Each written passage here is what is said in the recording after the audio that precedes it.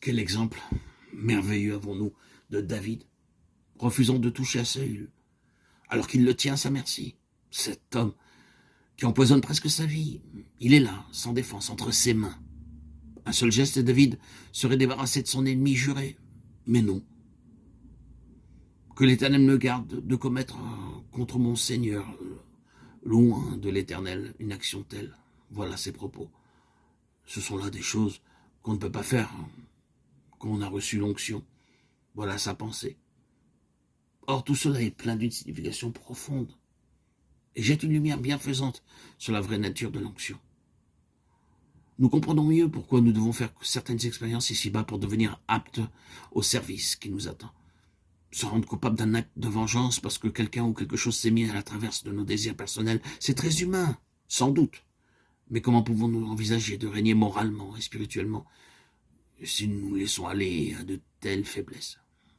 Jamais nous ne pourrons monter à la montagne de l'Éternel si, comme loin de Dieu, nous laissons le ressentiment nous entraîner à de telles fautes. Tout cela, c'est de l'éducation.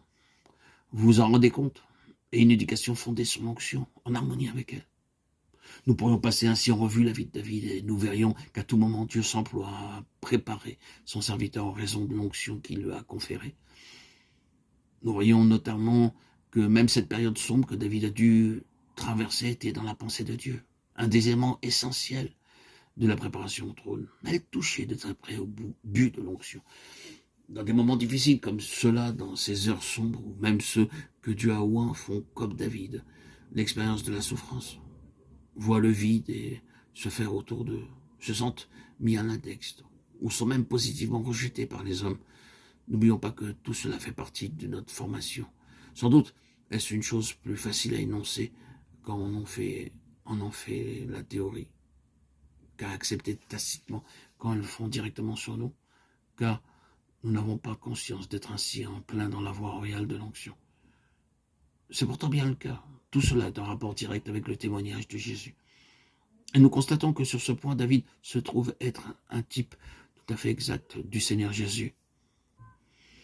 Il reçoit l'onction, mais l'onction ne le préserve ni de l'opprobre, ni de la souffrance.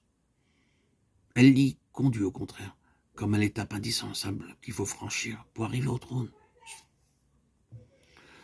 Tenons-nous-le pour dit, ceux qui reçoivent l'onction n'échappent pas à la souffrance. Mais la souffrance n'est pas le but, c'est le chemin du triomphe. Car pour finir, si nous souffrons, nous régnerons.